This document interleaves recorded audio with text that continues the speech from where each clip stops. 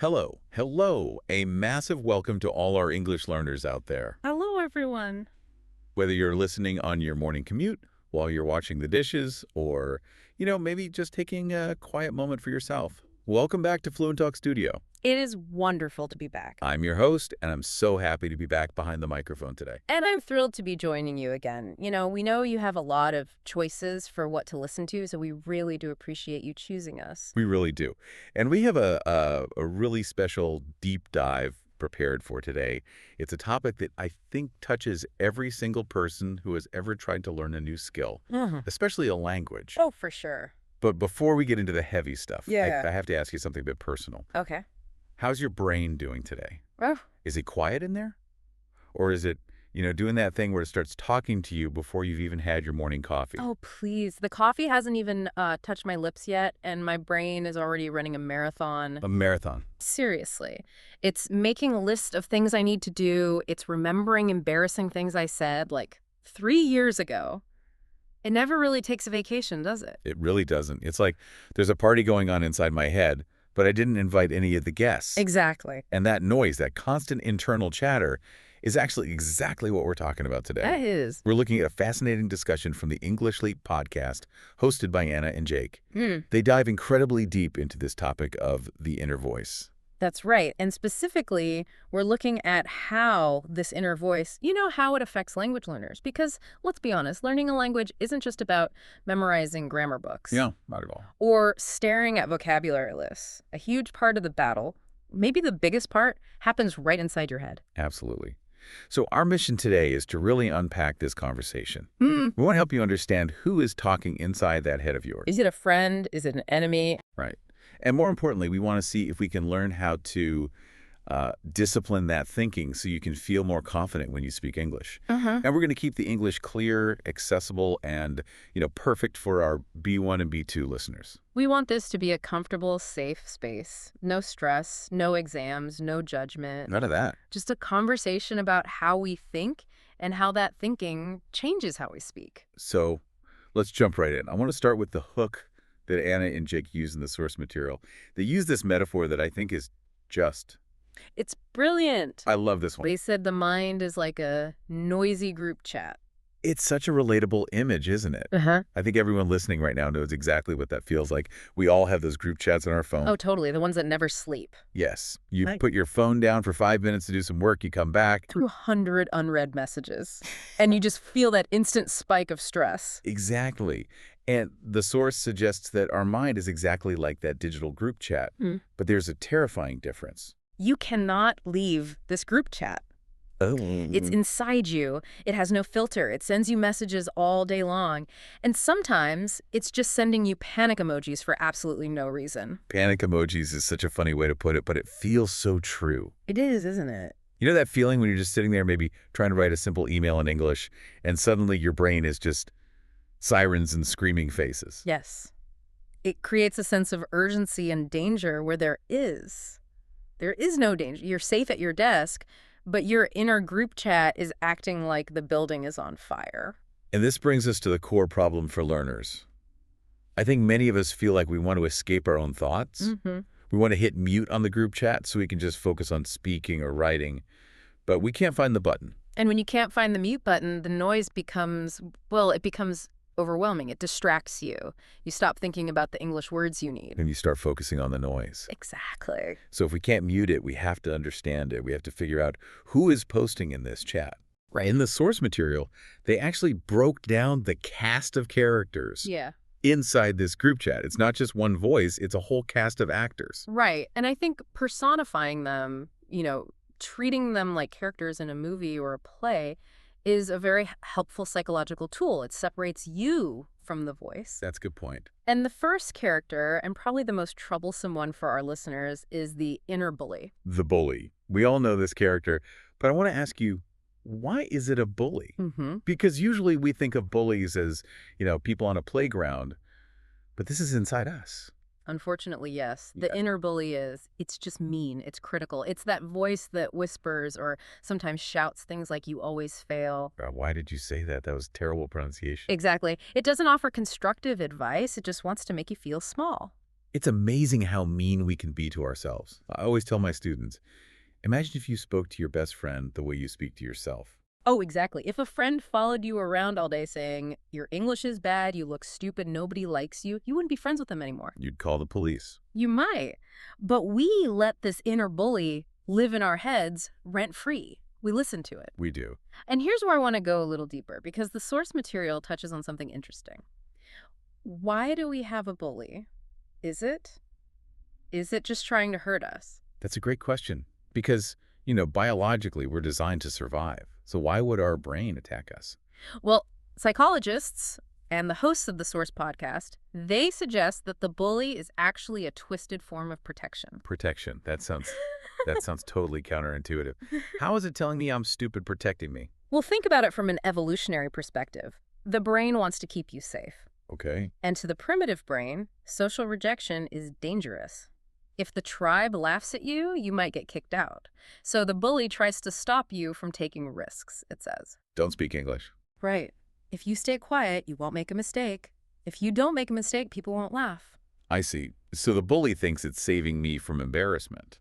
It's trying to keep me in a safe, quiet little box. Exactly. It's a defense mechanism, but it's a maladaptive one. It doesn't actually help you learn. It just paralyzes you. That makes so much sense. It's like an over-aggressive security guard who won't let anyone into the building. That's a great analogy. Now, thankfully, the source says there's another character in there. Yeah. The inner coach. Yes.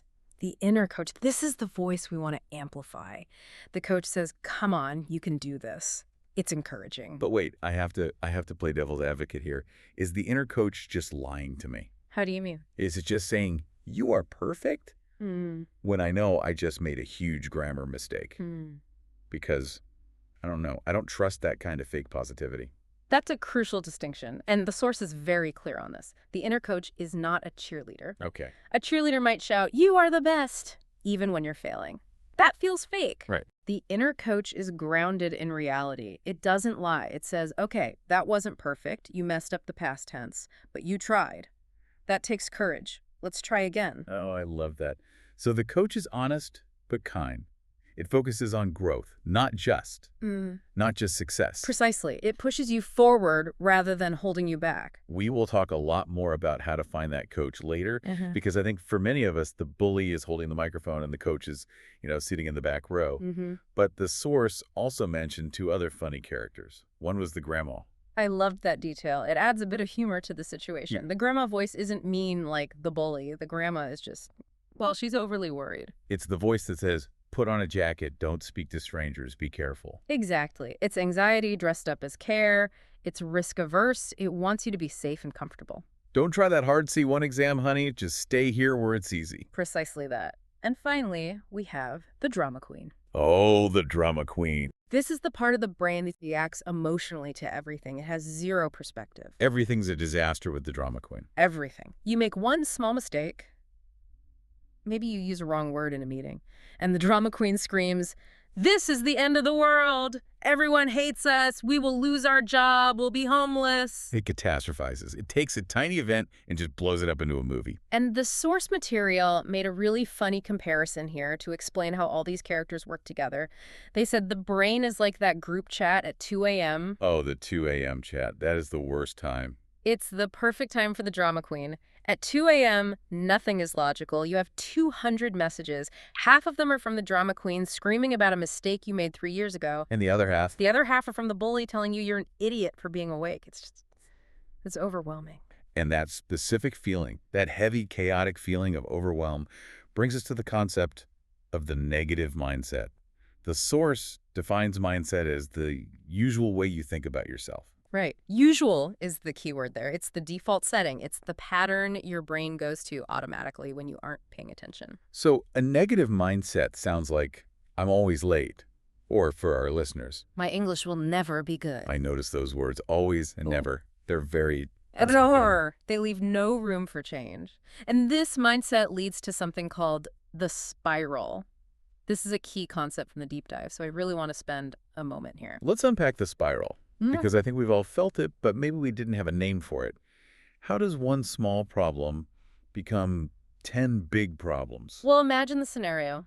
You make one grammar mistake. Let's say you say, I have went instead of I have gone. Okay, tiny error. Happens all the time. A tiny fixable error. But if you're in the spiral, the bully enters the chat immediately. Of course. The bully says, that was stupid. Now you have two problems, the mistake and the shame. Right. Then the bully says, people will laugh at you. That's problem number 3, social fear. Then the drama queen enters and says, you should just never speak again. And suddenly, you want to disappear under the table. Exactly. You started with a tiny, fixable grammar error, and within seconds, you ended up wanting to vanish from the earth. That is the spiral. Wow. It spins you round and round, pulling you deeper into negativity until you feel dizzy and defeated. And the source emphasizes that this isn't just a mental thing. It's not just thoughts. It creates a physical reaction in the body. This is so important. We often think the mind and body are separate, but they are so connected. When the mind spirals, the body reacts to that stress. What does that look like? You might feel your throat get tight, that lump in the throat feeling. Your hands might get sweaty. You might look down at your desk to avoid eye contact. You physically stop yourself from raising your hand. Yes, it's like a physical shutdown. The brain thinks it's protecting you from the danger of speaking English, so it hits the brakes on your body. But really, it's just keeping you stuck. It prevents you from getting the practice you need. It does. So we've met the characters. The bully, the coach, the drama queen. We understand the spiral. Now, let's see what this looks like in the real world. Because theory is great, but we live in reality. The source material gave us 3 specific scenarios where the bully attacks us in daily life. I want to walk through these slowly because they're so relatable. Do it. Scenario 1, the English class or the meeting at work. You're sitting there.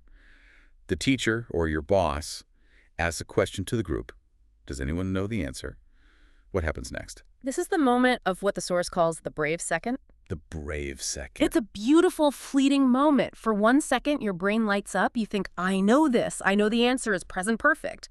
You feel a spark of bravery. Your mouth X-ray starts to open. You might even start to lift your hand. You're ready to go. You have the answer. Yeah. But then the bully attacks. It capitalizes on that split second of hesitation. The inner voice whispers, wait, are you sure? What if you say it wrong? What if your pronunciation is weird? Everyone will stare at you. And just like that, the hand goes down. The mouth closes. You stay quiet. The moment passes. Someone else answers. And to the outside world, to your teacher, your boss, you just look shy. Or maybe you look like you don't know the answer. But inside, it's a battlefield. Inside, you just lost a fight. You lost a small battle with your inner bully. And that hurts. It reinforces the idea that you can't speak, even though you actually knew the answer perfectly well. That is heartbreaking, actually, because the learner knew the English. The language ability wasn't the problem. The thought process was the problem. Precisely. It's an internal barrier, not a language barrier. Okay, let's move to scenario 2. This one. This one hits close to home for me because I do this all the time. Messaging on the phone. Ah, the digital bully. This is fascinating because you have time to edit, which you would think helps, but actually... This gives the bully more time to critique you. It does. So you're typing a message to a manager or maybe a teacher on WhatsApp. You type it out. Hello, I am writing to ask about... You type it. It looks okay. But then the bully looks at the screen over your shoulder and says, Who do you think you are? That sounds rude. Your grammar is terrible. They won't understand you. So what do? You hit backspace, you erase it, you rewrite it. Or, if it's a voice note, which is even more terrifying, you record it. Then you listen to it back. You hear your own voice. You hear your accent. And the bully says, oh, you sound awful. So you delete it. You record it again. You delete it again. I have done this. I have spent 20 minutes sending a 10-second message. And the source pointed out a really interesting and frankly quite funny contradiction here. This is where the bully's logic completely falls apart. What's the contradiction? Well, think about it. During the day, in the meeting or while texting, the bully tells you, be quiet, don't send that, don't speak, you're not good enough. Right. It demands silence. So you listen, you obey the bully, you stay quiet, you don't send the message, but then later that night, oh no, the bully attacks you for being too quiet. Oh my gosh, yes. He says, why didn't you speak? You're so lazy. You never practice. It's maddening. You want to scream, excuse me. You told me not to do anything. I was following your orders. It's a game you cannot win. If you speak, the bully criticizes your English. If you don't speak, the bully criticizes your laziness. Exactly. It creates a double bind. And realizing this hypocrisy is actually a big step in defeating the bully. You realize the game is rigged. That's a huge insight. The bully isn't logical, it's just critical. Yeah. Which leads us perfectly to scenario 3, bedtime. Mm-hmm. The source calls this the highlight reel. But sadly, it's not a highlight reel of your best moments like the one Facebook makes for you at the end of the year. No. It's a highlight reel of your mistakes. So you're lying in the dark, scrolling on your phone, trying to sleep. The house is quiet. And your brain starts playing movies on the back of your eyelids. Remember today when you said he go instead of he went? Remember the look on the boss's face? He looked confused. He probably thinks you're stupid. And it replays that moment over and over again, zooming in, enhancing the awkwardness. And this leads to that heavy feeling. The source used the phrase, carrying the world on your shoulders. It's such a descriptive idiom. It's a feeling of physical exhaustion. You might not have done much physical work that day. Maybe you just sat in a chair for 8 hours. Right? But you feel incredibly heavy. Why? Because you've been carrying this mental load. You've been fighting the bully all day long. That is exhausting. It really is. It drains your battery. Yeah. And I think just hearing this broken down is helpful. If you're listening to this and thinking, wow, that is me, they are describing my life, please know you're not alone. This is a human experience. Absolutely. It's not because you're broken. It's not because you're bad at languages. It's just a pattern. Yeah. And the good news is patterns can be broken. And patterns can be changed. Which brings us to the solution. This is the exciting part. We need to update the mind algorithm. I love this metaphor from the source. It's so modern and so accurate. They suggest thinking of your mindset not as a personality trait, not as a prison you're locked inside. But as an app or an algorithm. Exactly, like an algorithm on YouTube or TikTok or Instagram. Okay, explain that. Well, let's think about how YouTube works for a second. If you click on a cooking video, let's say a video about making sourdough bread, what does the algorithm do? It learns immediately. It says, oh, user likes bread. And suddenly, my entire homepage is lasagna, pizza, cake, and more bread. Right. It feeds you more of what you engage with. Now, what happens if you click on sad news stories? Oh, it floods my feed with disasters and tragedies. Your brain is the exact same way. It's a biological algorithm. It operates on a feedback loop. So if you wake up and repeat thoughts like, I am lazy or I am bad at English, your brain says, oh, this is a topic we're interested in today. So it starts looking for proof. Yes. It scans your reality to collect evidence. It notices every unfinished task. It notices every word you forget. It ignores the good things, like the fact that you went to work and did your job, and highlights the bad things to prove your thought is true. It's saying, here's more content about you being lazy. Here's another video for your collection. That's it, which is kind of scary, actually. It means we're programming ourselves to fail. It is scary. Yeah. But flip it over. It's also incredibly empowering. How so? Because it means if we change the input, we can change the feed. We are the programmers. We are. So how do we reprogram it? How do I get the good English videos on my mental YouTube? You have to train the algorithm to see small wins. You have to consciously click like on the positive moments. Give us some examples, because I think people struggle with this. They think a win has to be, passing a C1 exam or giving a TED Talk. No. Those are huge wins. We need small wins to train the algorithm daily. A small win is, I listened to English for 10 minutes today while washing dishes. That's a win. That's a win. Or, I sent that email even though I was scared. Or, I learned one new word. And when you acknowledge that win, when you say, hey, I did that. The algorithm updates, it takes note, it starts to suggest a new story. It says, wait a minute, you sent the email, you studied. Maybe you're not lazy, maybe you're becoming brave. I love that shift. Maybe I am changing. It's not I am perfect, it's just I am moving. And this is where the inner coach steps in. We need to clarify something here, though. The source was very specific. This isn't about fake positivity. Right. We touched on this earlier. It's not about standing in the mirror and screaming, I am a native speaker, because your brain knows that's not true. Exactly. Your brain will say, spam, fake news. The goal is a kinder, more helpful truth. There's a beautiful story in the source material about a teacher named Anna. Can we retell that? Yeah. Because I think it illustrates this shift from bully to coach perfectly. It's a great story. So Anna recounts her first experience teaching a really big English class. She has a new teacher. She was young. She was incredibly nervous. We've all been there. New job, big pressure, everyone looking at you. And during the class, things went wrong. She made mistakes. Her voice was shaking. She forgot words. And the worst part, What? a student actually raised their hand and corrected her pronunciation in front of everyone. Ouch. For a teacher, that is the ultimate nightmare scenario. That is the moment you want the floor to open up and swallow you. It is. So immediately, her inner bully went on the attack. It screamed, "You are a bad teacher. You are a fraud. You should stop now. You will never be good enough." That is the spiral starting. But then, a few days later, she tried something different. She looked at the situation through the eyes of the inner coach. She stepped back and asked, "What is the truth? Was I really a total failure?" And what did the coach say? The coach said, "Okay, let's look at the facts. It wasn't perfect. That is true. You did make mistakes. But you showed up. You stood in front of that class for an hour. That is brave. You didn't run away. Next time, breathe slowly. Next time, prepare a little more." That gives me chills. It's such a shift. It goes from you are garbage to you are brave, let's do better. It shifts from attacking your identity, "You're bad," to looking at the action, "It wasn't perfect." Yeah. That's a massive difference. One is a dead end. The other is a path forward. And the source gave us a specific technique to do this. A sentence structure we can use when we're feeling down. Yes. Instead of saying, "I am stupid," replace it with, "I feel stupid right now, but what can I learn?" That is powerful. I feel stupid right now. It acknowledges the emotion. It doesn't fight it. It says, okay, the feeling is here. But then it pivots.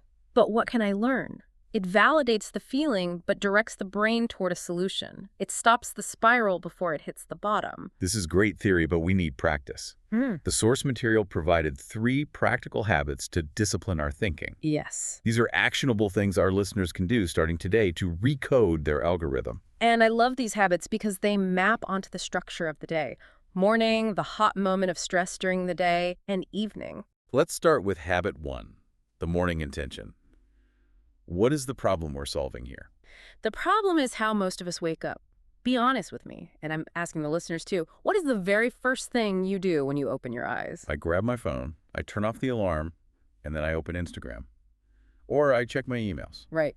Most of us do. So before you've even said hello to yourself, before you've even brushed your teeth, you are letting the world into your brain. You're looking at other people's lives, other people's problems, work stress, bad news. You're starting your day in reaction mode. You're handing the keys to your brain to strangers. So the fix is simple, but it takes discipline. Okay, what is it? Before touching the phone, or at least before opening any apps, say or write one sentence. Just one. Just one. It's an intention setting. It could be, "Today I will talk to myself like a friend," or "Today I will make one small progress in English." Why does this work? It seems almost too small to make a difference. It works because it tells your brain, "I am the driver of my day." It sets the tone. It engages the inner coach before the world can engage the inner bully. It primes the algorithm to look for opportunities, not stress. I like that. I am the driver. Okay, habit 2, the hot moment pause. This is for when things go wrong during the day. This is the emergency brake. This is for when you feel that sudden spike of shame or anger. Maybe someone laughs at a mistake you made. Or you see a post online of someone speaking perfect English and you feel inadequate. Yes. The natural reaction is to spiral immediately, to react, to get angry, or to shut down. The fix is do nothing. Do nothing. Just for a few seconds. Pause. That sounds hard. Doing nothing is surprisingly difficult when you're emotional. It's incredibly hard, but in that pause, you have to ask a question.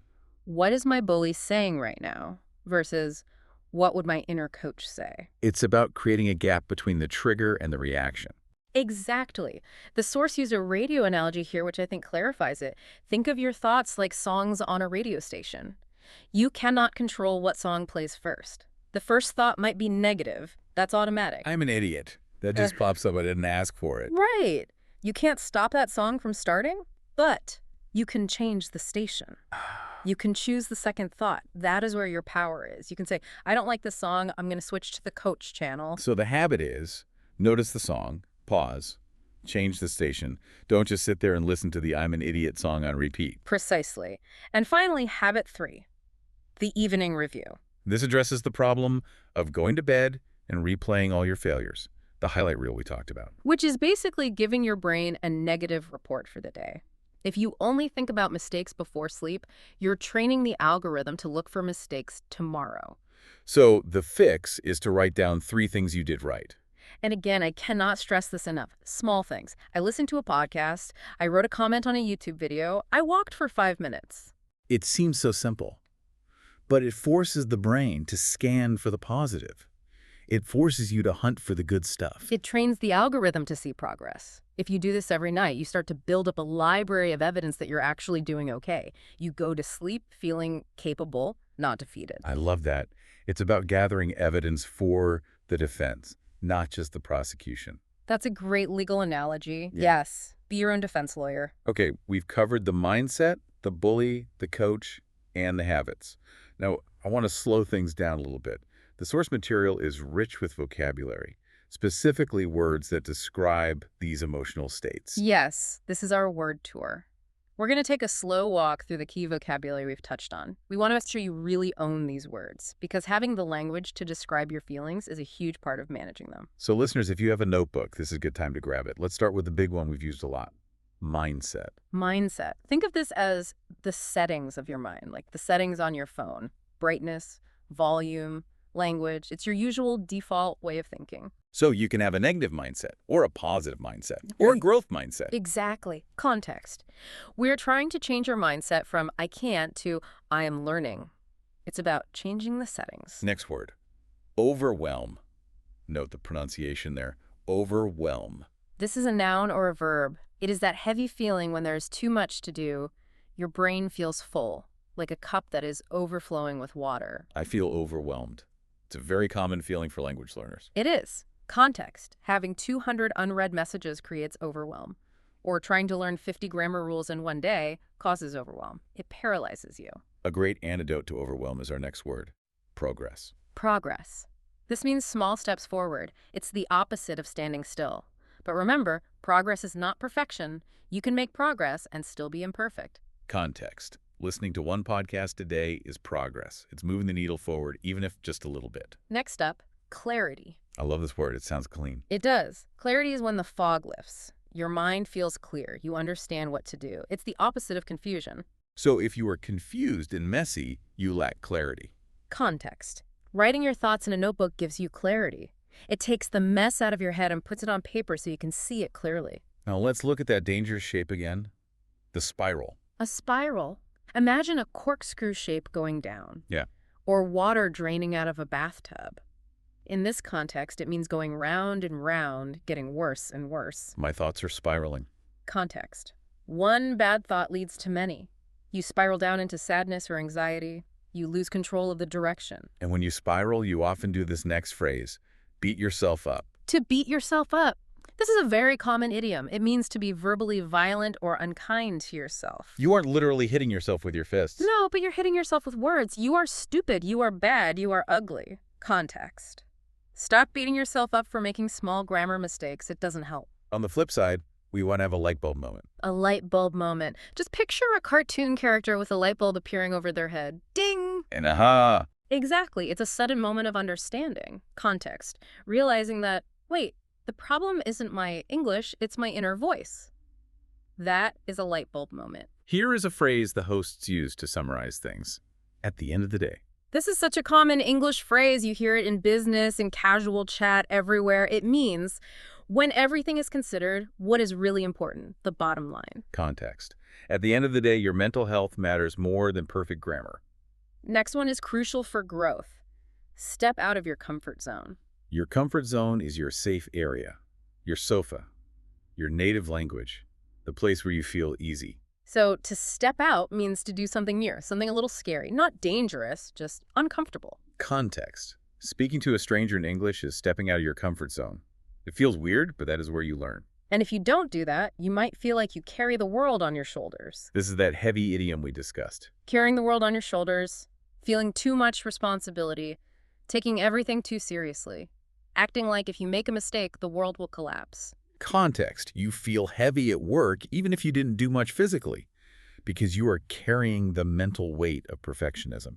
You are carrying the world. And when that weight gets too heavy, you might shut down. To shut down, like a computer. Exactly. A computer shuts down when it overheats. A human shuts down when they're stressed. They stop talking, they stop reacting, their face goes blank. Context.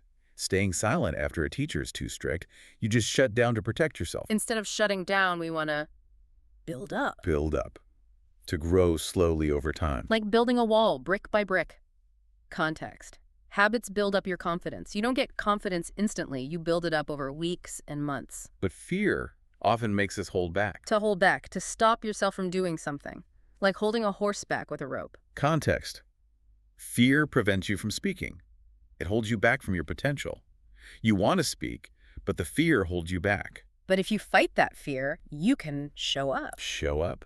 This is my favorite one from the list. It doesn't just mean arrive at the party. No. In a deeper sense, it means being present. Trying. Even if you're imperfect. Even if you're scared. Even if you're tired. Context.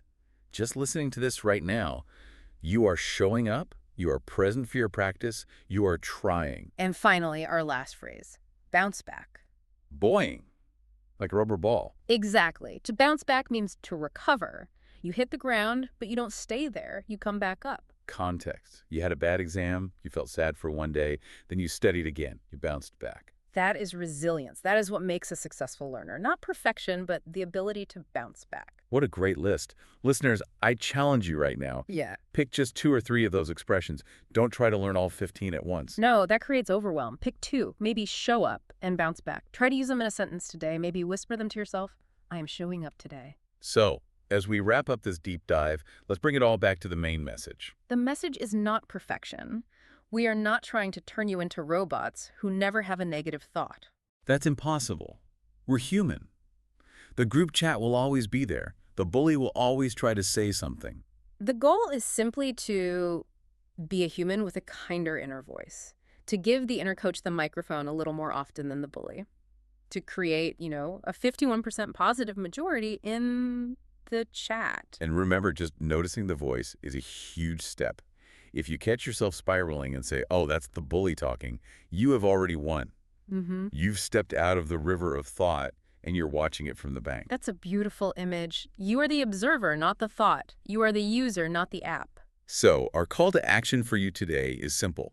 Show up for your practice, be kind to yourself when you stumble, and maybe, just maybe, try to make friends with the people in your head. Or at least tell the drama queen to take a nap. Yes, tell the drama queen it's past her bedtime.